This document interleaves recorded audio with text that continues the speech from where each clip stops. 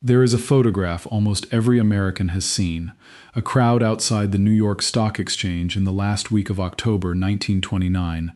Men in hats, packed shoulder to shoulder on the steps, staring at nothing. It is the image that opens every lesson, every chapter, every documentary about the decade that followed. The crash, the moment America fell.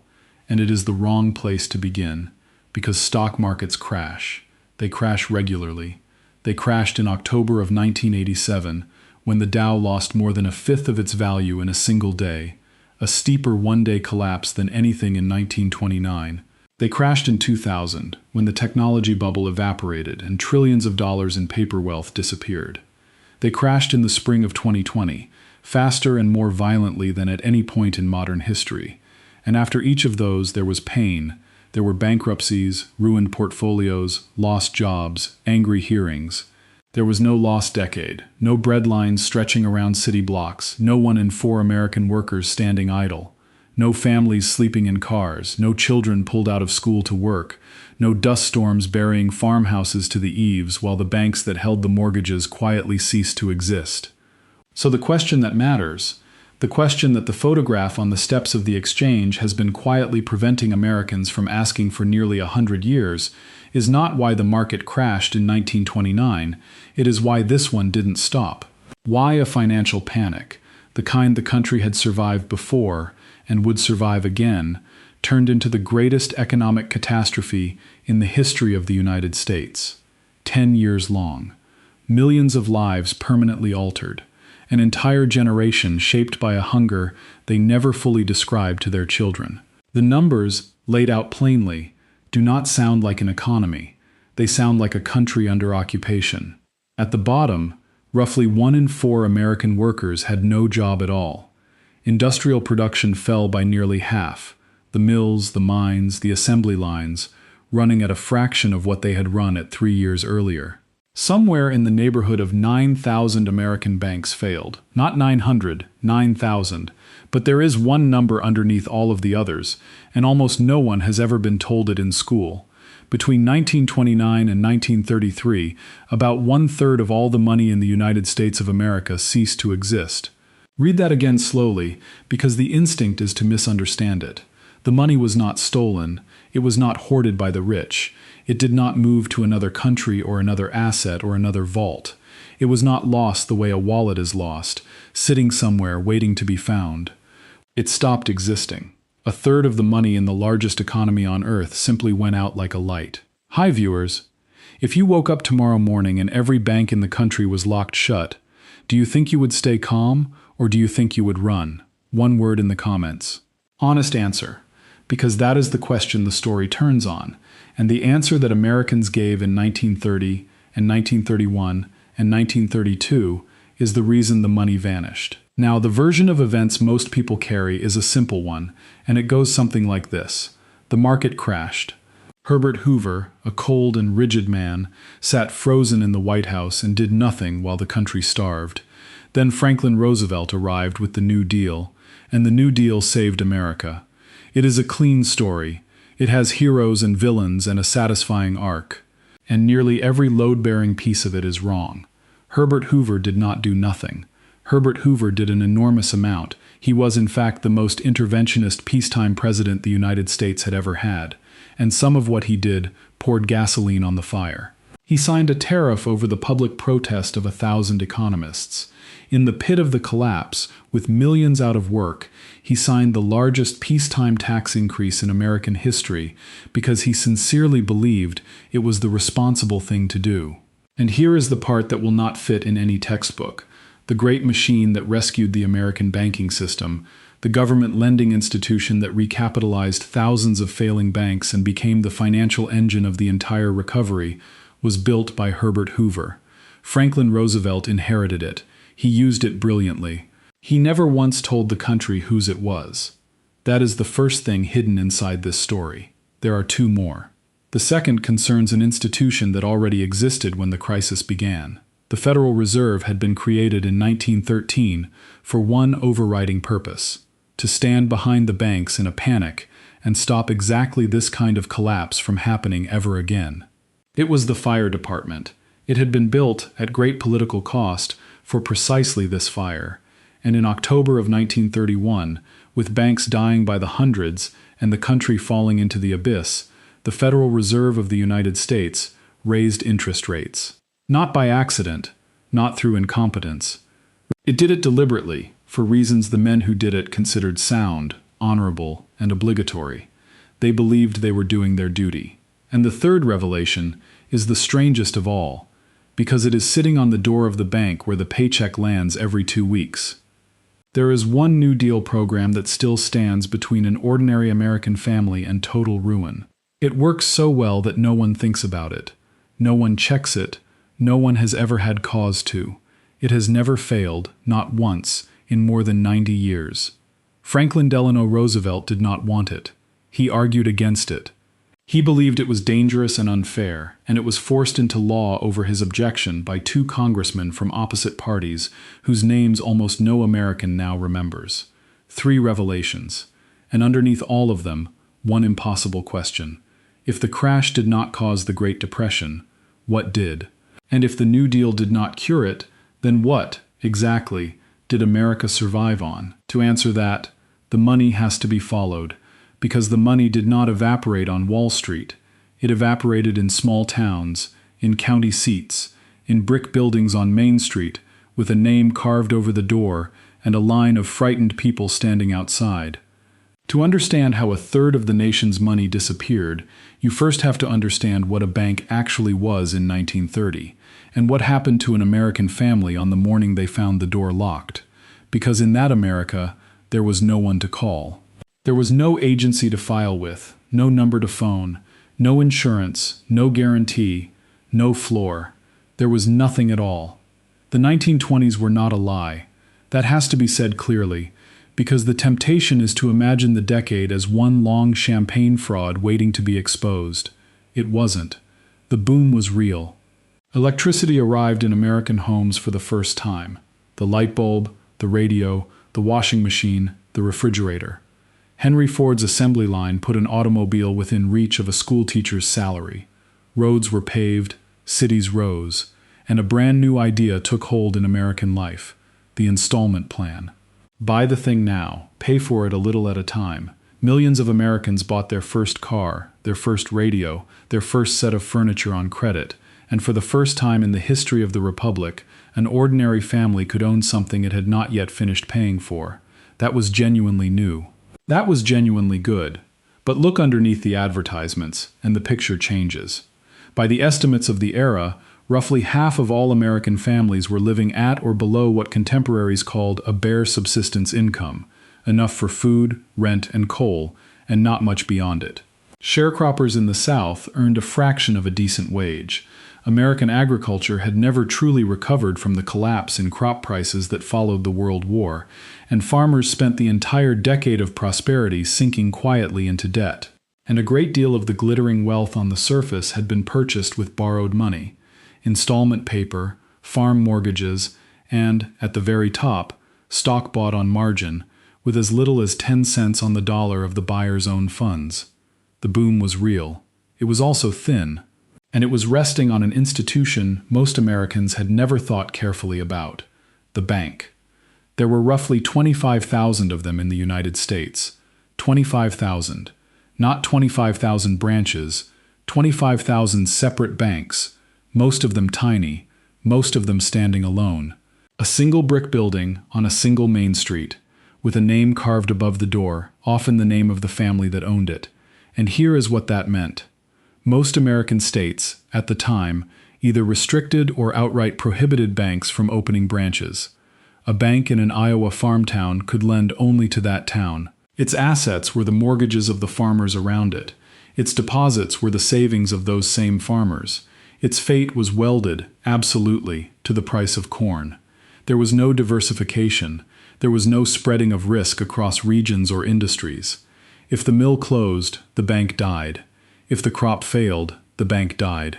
If the mine shut down, everyone in town lost their job and their savings on the same afternoon.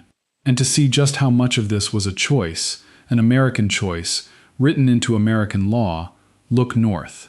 Canada, next door, sharing the same continent and the same collapsing commodity prices, suffered a brutal depression in these same years. Canada had a small number of large banks with branch networks stretched across the whole country, so that a bad harvest in Saskatchewan could be absorbed by deposits in Montreal. In the entire Great Depression, Canada did not suffer a single bank failure, not one. America would lose thousands. But a bank was only where the money was kept. The deeper question, the one that separates that America from this one completely, is what happened to a family when the money ran out. And the answer, in 1930, is almost impossible for a modern person to absorb. Nothing happened. There was no unemployment insurance. When a man was let go from the line, no check began to arrive. There was no federal relief. No national agency existed that gave money to a jobless American, because the very idea was considered constitutionally doubtful and morally corrosive. There was no Social Security. An old man who could no longer work was simply an old man who could no longer work. There were no food stamps, there was no federal anything. No file was opened, no case number was assigned. No one from any level of government knocked on the door, or wrote a letter, or made a note. The machinery of the United States of America did not acknowledge that the man had lost his job, because there was no machinery built to notice. He simply walked home and told his wife. So what caught them? Something did, for a while, and it is one of the most quietly astonishing things about that vanished America. The first line was family. Grown children moved back in, grandparents moved in, cousins moved in, households that had been 4 people became 11, attics became bedrooms. Photographs from those years show 3 generations pressed onto a single porch, and behind that image is a simple arithmetic, one wage, stretched across as many bodies as it could cover. The second line was the church, which in 1,000 American towns became a distribution point for coal, flour, and shoes. The third line was the lodge, and this is the part that has been almost entirely forgotten. Millions of working Americans, especially immigrants, belonged to fraternal orders and ethnic benefit societies. The Odd Fellows, the Moose, the Polish National Alliance, Slovak, Italian, Jewish, Bohemian mutual aid societies in every industrial city in the country. A man paid his dues each month, and in return, if he fell ill or was hurt or died, the society paid sick benefits, death benefits. A doctor, sometimes, retained by the lodge for its members. For a huge portion of the American working class, this was not a social club, this was their entire insurance system. And the last line, the closest one, the one that touched daily life, was the grocer. Every working-class neighborhood in America had one, and behind his counter he kept a book. It was an ordinary ledger, ruled in columns, written in pencil, names down one side, dates, amounts, a pound of flour, a tin of milk, coffee, lard. A family that could not pay this week would be carried until next week. A family whose father was laid off would be carried until the mill reopened. The grocer knew them. He knew their children. He knew that the mill always reopened. That book was the most important financial instrument in a working-class American's life. It was credit, extended without collateral, without interest, without a contract, issued entirely on the strength of one man's judgment of his neighbor's character. And every single line in it was a bet, not a bet on the family, a bet on time. It was a bet that this was temporary, that the layoff would end, that the price of wheat would come back, that the factory would call the men back in the spring. The entire architecture of American self-reliance, the family, the church, the lodge, the ledger, was built on one unexamined assumption, the assumption that things got better. And behind all of it, holding up the entire world, was a promise made of metal. In 1929, the dollar was not an idea. It was a claim on a specific, fixed weight of gold held by the United States government, and the government's word was that anyone could come and collect it. This was the gold standard, and nearly every major economy on Earth was on it, which meant that currencies were locked to each other, trade flowed with confidence, and money could not simply be conjured up by a politician who wanted more of it. It made money honest. It made money trusted. It had done so for generations, and to the men who ran the world's finances, abandoning it was not merely a bad policy, It was a form of national dishonor. But a promise like that has an edge to it, and almost nobody saw the edge. Because if a dollar is a fixed weight of gold, then the number of dollars a nation can have is limited by the gold in its vaults. And if a panic comes, if the money starts disappearing and the people need more of it, the government cannot create it. It has sworn, in law, that it will not. The lodge could carry a family for a month. The grocer's book could carry a family for a season. Neither of them was built for what was coming. Because in the winter of 1930, in a bank in New York with a name that fooled an entire country, something began that no ledger and no lodge could stop. It was called the Bank of United States. It was not a government bank. It had no connection whatsoever to the United States Treasury. It was a private commercial bank, founded in 1913, and it had grown enormous by serving people other New York banks did not particularly want. Jewish immigrants on the Lower East Side, garment workers, small shopkeepers, families who had arrived with nothing and had spent 20 years putting away dollars they could not spare. By December of 1930, it held the savings of somewhere in the region of 400,000 depositors, and then it failed. It was the largest bank failure in American history to that point, measured in the sheer number of ordinary people it destroyed. Lines formed in the freezing streets outside its branches, thousands deep. People who had saved for 2 decades stood in the cold and discovered that everything was gone. But it was the name that did the damage, because the wire reports went out across the country and across the ocean, and they said that the Bank of United States had collapsed. And in 1,000 towns where no one knew the fine distinctions of New York banking, and in the financial capitals of Europe where the English was read at a glance, a terrible thought took hold. The government's own bank had failed. It hadn't. There was no such thing. But fear does not check its sources. Fear moves faster than correction, and it spread from that misunderstanding out into the whole country like a crack running through ice. And the thing about a bank run is that the fear is not irrational. The fear is correct, because a bank does not keep the money in a drawer. It never has. This is the single most important thing to understand about the entire catastrophe, and almost no American in 1930 had ever had it explained to them. When a family deposits $100, the bank does not put those bills in a box with the family's name on it. It lends them out, to a farmer buying seed, to a builder putting up a house, to a shop expanding its floor. That is what a bank is. That is the whole point of a bank. The money is not sitting still. It is out working in the town, which means that no bank on earth, not one, not the soundest bank ever built, can pay all of its depositors at the same time. So when the line forms, the bank must raise cash fast. It sells its assets.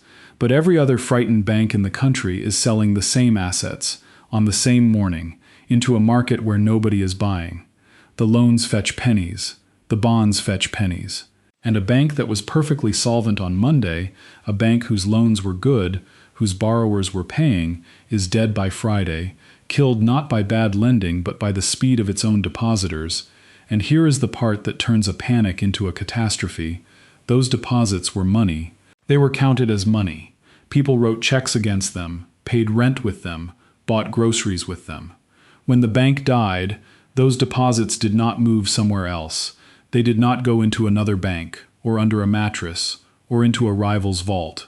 They ceased to exist. The money was annihilated. And it happened again, and again, and again, in 4 separate waves.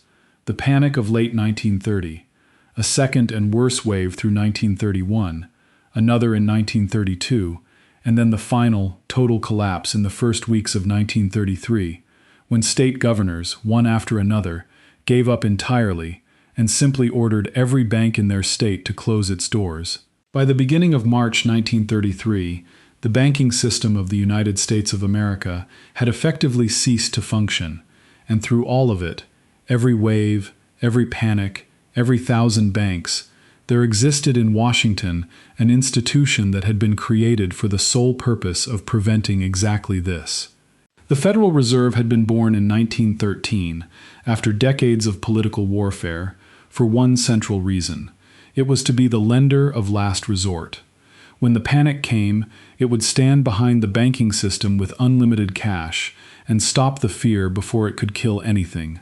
It was the fire department, built at enormous political cost, for precisely this fire.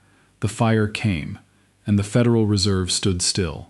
And then, in October of 1931, it did something worse. Britain had just abandoned the gold standard, cutting the pound loose from metal. Speculators around the world immediately turned to the next question. Would America do the same? Gold began to drain out of the United States as foreign holders demanded metal for their dollars, and the Federal Reserve, to defend the dollar's link to gold, raised interest rates. In the third year of the worst depression in American history, with banks failing by the hundreds, with 1 in 5 men out of work, the Central Bank of the United States made money harder to get.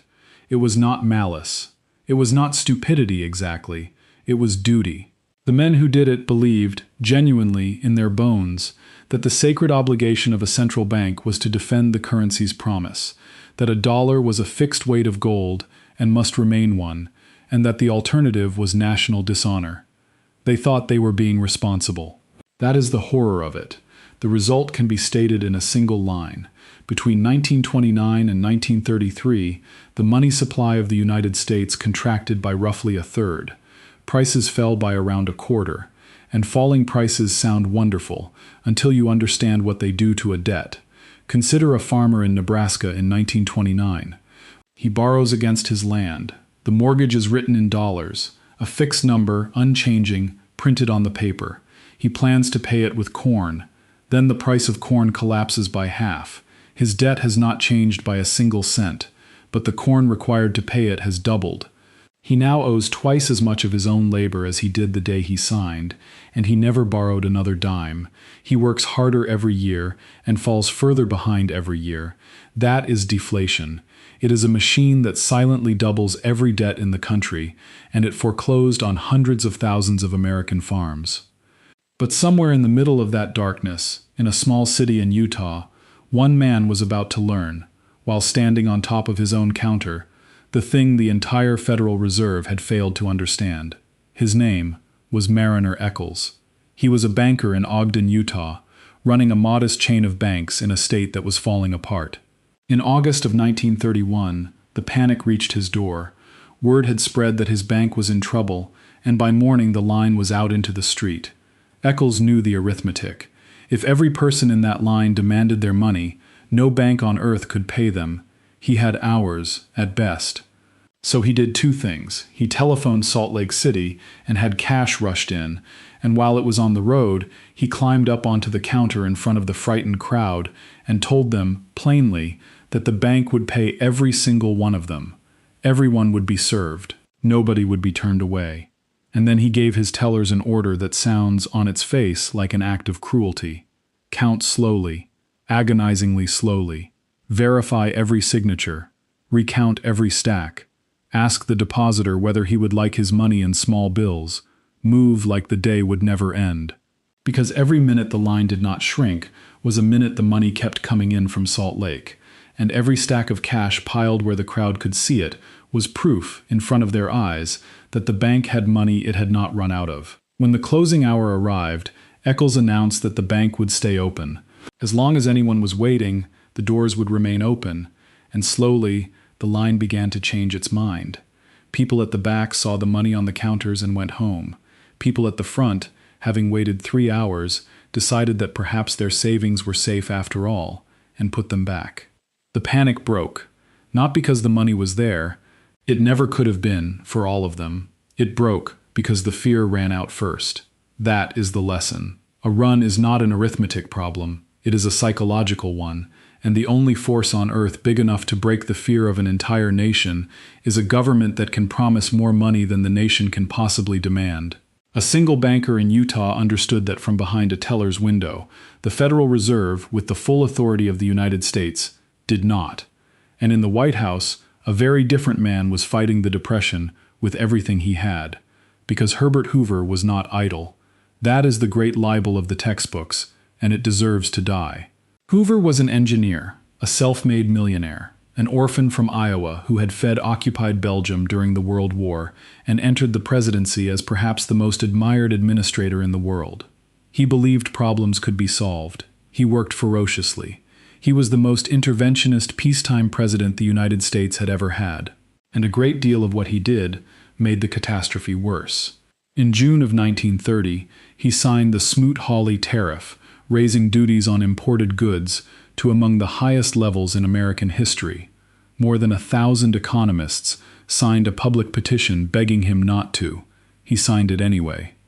America's trading partners retaliated within months, and world trade, already contracting, fell off a cliff.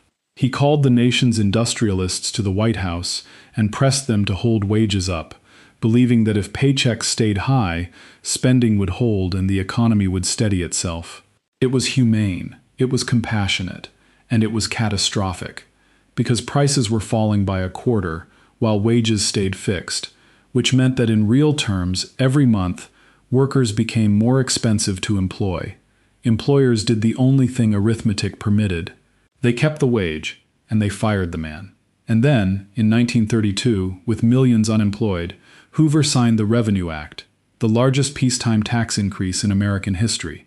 The top rate went from 25% to 63%.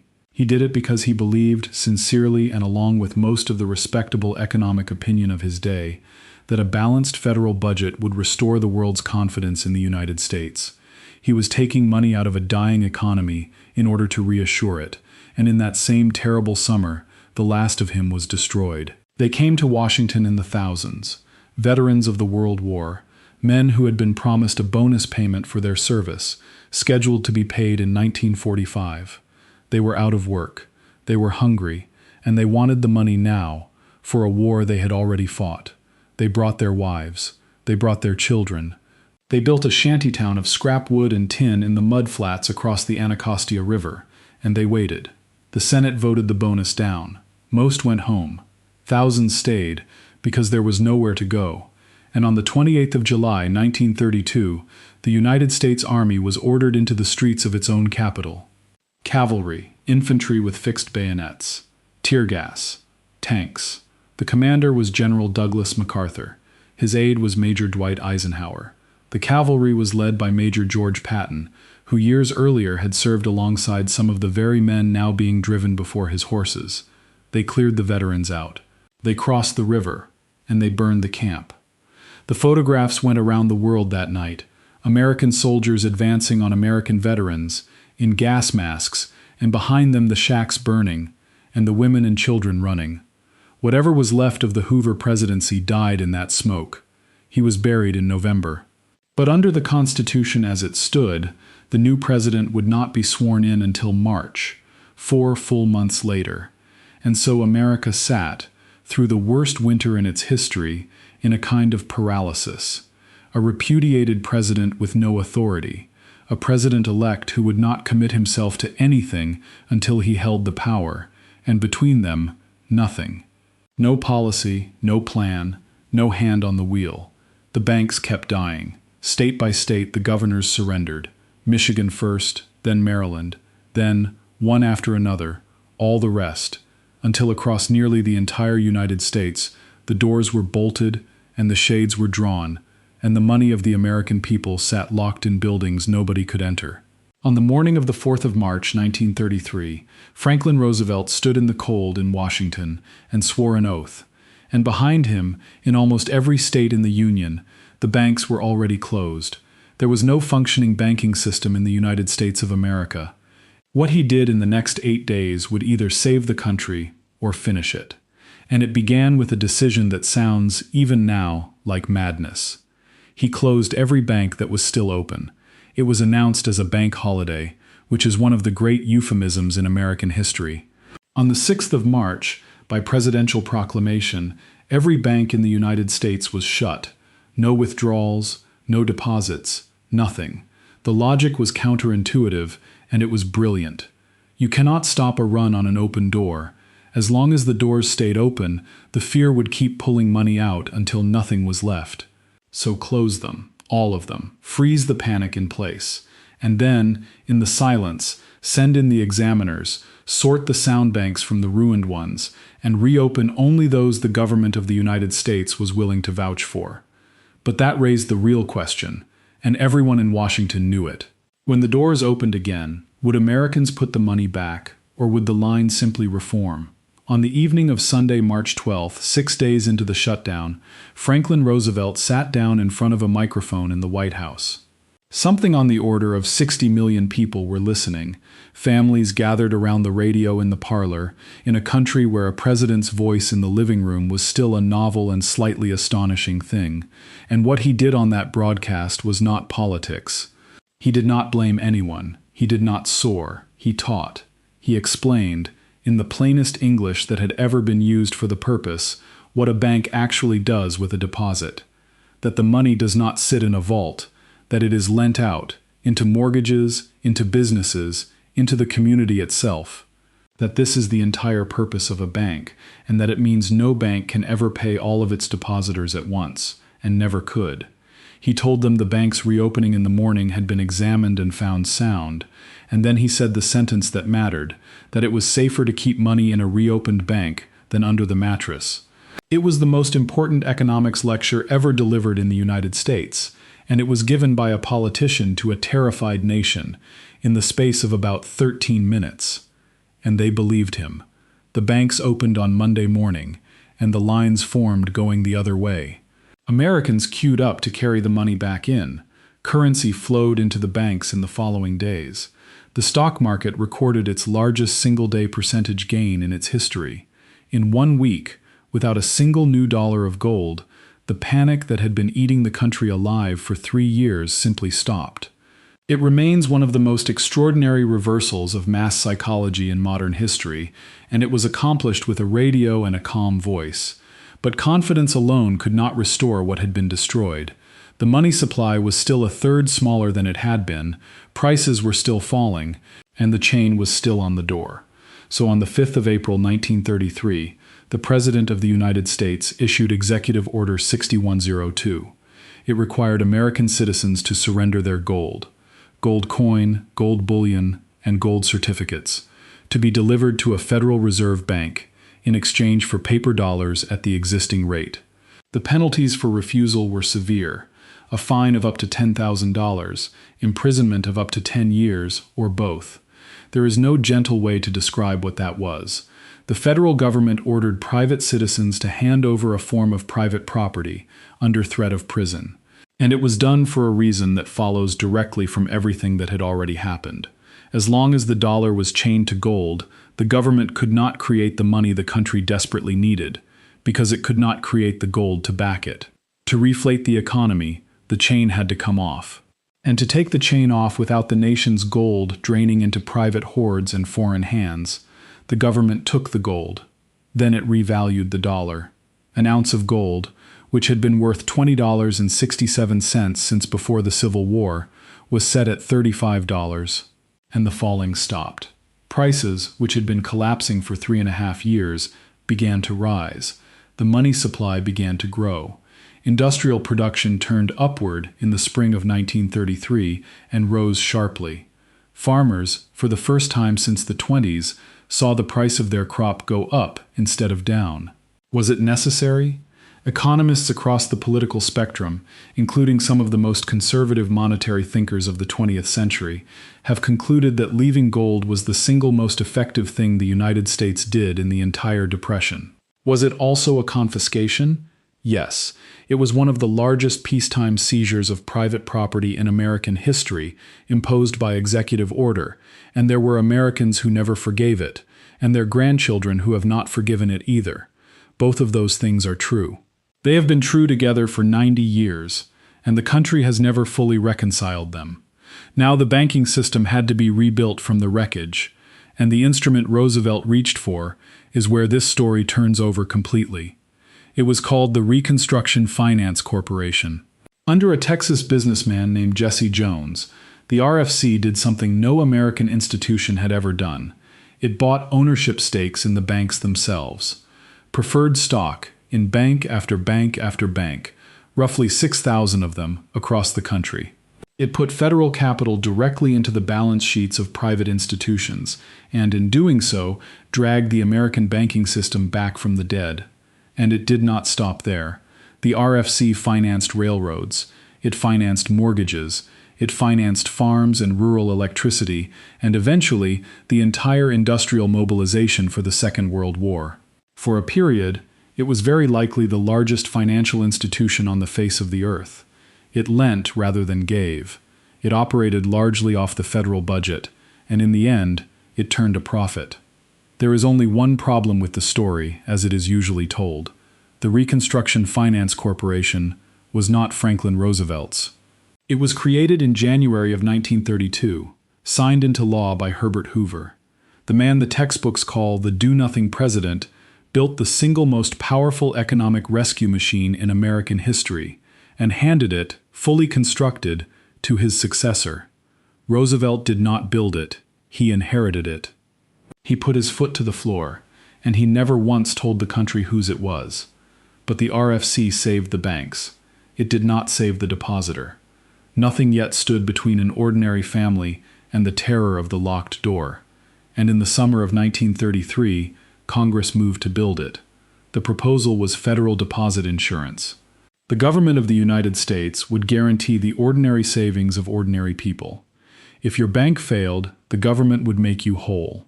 The banking industry despised the idea. The big New York banks called it a subsidy for reckless country bankers, paid for by the prudent. The Treasury opposed it, and so did the President. Franklin Roosevelt fought federal deposit insurance. He argued that it would reward bad banking, that the government would end up underwriting incompetence, and he said so publicly. He did not want it in the bill. It was forced on him by an Alabama Democrat named Henry Stegall, who represented small-town depositors who had lost everything and had no one to speak for them, and by a Michigan Republican named Arthur Vandenberg, a conservative who pushed the amendment through in the Senate.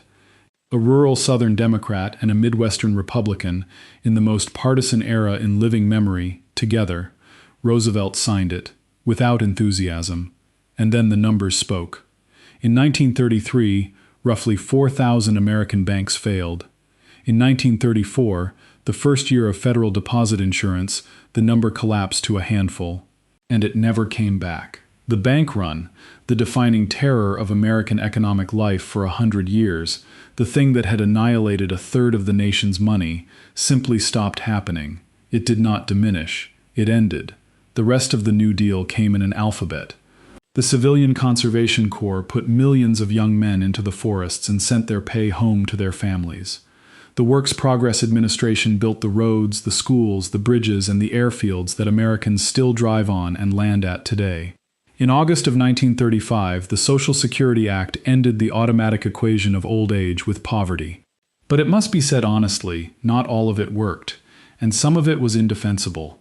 Under the Agricultural Adjustment Act, the federal government paid farmers to destroy their crops and slaughter their livestock, plowing under cotton, killing millions of young pigs, in order to raise prices by reducing supply. The economic logic was coherent. The image was not.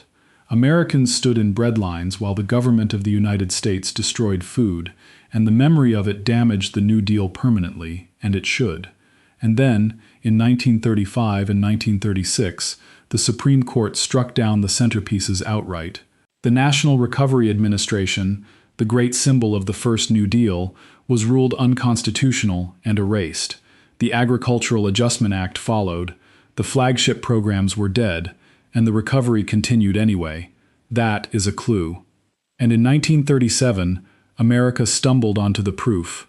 By then, the economy had climbed most of the way back. Washington decided the emergency was over. The budget was tightened. Taxes rose. And the Federal Reserve, worried about future inflation, sharply raised the reserves banks were required to hold, pulling money out of the system. Within months, the economy fell off a cliff. Industrial production collapsed at a rate rivaling 1929 itself. Unemployment, which had fallen substantially, surged back toward 19%. It is remembered, when it is remembered at all, as the recession within the Depression. But it is something more than that. It is very nearly a controlled experiment. The money was allowed to grow, and America recovered. The money was pulled back, and America collapsed again. And it points, with an almost embarrassing directness, at the lever that had been doing the work the entire time. By 1939, America had not defeated the Great Depression. It had survived it, battered, still unemployed in the millions, and permanently changed. What finally emptied the breadlines was not a program, it was a war. But by the time the war came, the country had already built something it would never dismantle. And you are standing inside it right now. Strip away the murals and the marching bands and the mythology, and the recovery tracks one thing with uncomfortable precision: the money. When the money supply was allowed to grow again, America climbed. When it was pulled back in 1937, America fell. And the same pattern holds across the entire world with an almost eerie consistency. Country after country, the single best predictor of when a nation began to recover was the date it cut its currency loose from gold. Britain left early and recovered early. France clung to gold and suffered years longer. The chain that had felt like honor turned out to be the thing strangling them all. So the New Deal did not end the Great Depression. That has to be said plainly. What the New Deal did was build the floor, federal deposit insurance, so that a bank's failure could no longer take a family down with it. Securities regulation, so that the market a schoolteacher put her savings into had rules. Unemployment insurance, Social Security, and underneath all of them, an idea that simply did not exist in 1929 and has never been removed since: that the federal government of the United States is answerable for the economic security of an ordinary citizen. Before this decade, that was not the American arrangement. After it, no administration of either party has ever seriously tried to undo it. And here is the strangest thing about that floor: it is invisible. You have never checked whether your bank is solvent. You have never read its balance sheet, never asked about its loan book, never wondered, walking past on a Tuesday, whether the doors would open on Wednesday. You have never stood in the cold at 6 a.m. to get your own money out of a building. You have never watched a neighbor lose 30 years of savings because a mill closed 100 miles away. That absence, that boredom, that total unremarkable indifference is the achievement. It is the thing the decade bought. It cost the country 10 years, 9,000 banks, a third of its money, and a generation that never afterward threw away a piece of string. And the man on the dime didn't want it. Which brings this story to the lesson that almost nobody teaches, because it is not comfortable and it does not flatter anybody. The story is not that Herbert Hoover was a villain and Franklin Roosevelt was a savior. The truth is stranger and far more useful than that. Two intelligent, hardworking, patriotic men, both acting with enormous energy, both surrounded by the finest economic advice their era could produce, both convinced they were doing the responsible thing. And an enormous amount of what they did was wrong. The Federal Reserve raised interest rates in the pit of the collapse out of a sense of duty. Hoover raised taxes in the pit of the collapse out of a sense of prudence. Roosevelt fought against the one reform that would prove to be his greatest legacy. And in 1937, the men who had already saved the economy nearly destroyed it a second time by declaring victory too early. Doing something is not the same as doing the right thing.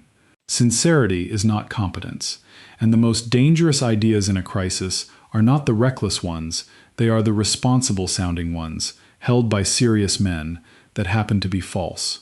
America has been relearning that lesson ever since.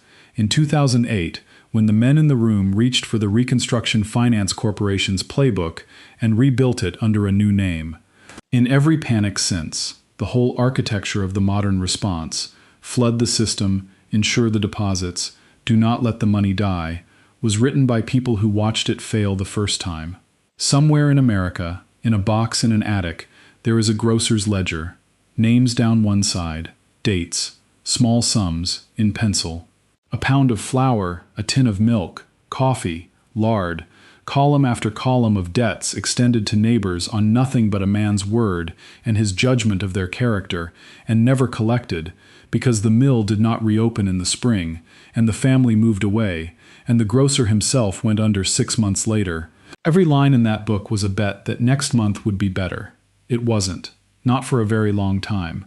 But the country that crawled out of the other end of that decade built something so that the next family would never again have to be carried on a stranger's kindness and a page of pencil marks. They built a floor. It is under you right now, and you have never once had to look down. So the questions are worth arguing about, honestly. Was Herbert Hoover a villain, or just a good man with a bad map? Was the gold seizure of 1933 a necessary act of national survival, or the largest theft of private property in American peacetime history?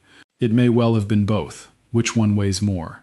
And the hardest one of all, the government of the United States paid farmers to destroy food while Americans stood in breadlines. Is there any economic justification on earth that survives that image? Leave the answer below. There is no clean side to this one, and there never was. The systems Americans trust today were not handed down from anywhere. They were improvised, in the dark, by frightened people who did not know whether any of it would work, and who were arguing bitterly with each other the entire time. The floor beneath you was built by a decade that very nearly did not make it. There is one more thing about American money that almost nobody is taught. Before 1863, the United States had no national paper currency. None. What it had instead were thousands of different kinds of money. Banknotes printed by more than 1,000 separate private banks, each one promising to be worth $1, and a great many of them worth considerably less. Shopkeepers kept thick reference books beside the register, updated constantly, just to work out which notes were counterfeit and which banks had already collapsed that week. $1 from an Ohio bank might buy 90 cents of goods in Philadelphia and nothing at all in New York. An entire nation doing business with money that nobody could trust. How America was finally forced to invent a single dollar, and the fight over who would be allowed to print it. A fight that turned violent, that consumed presidents, and that ended in a decision the country has lived under ever since, is the next story.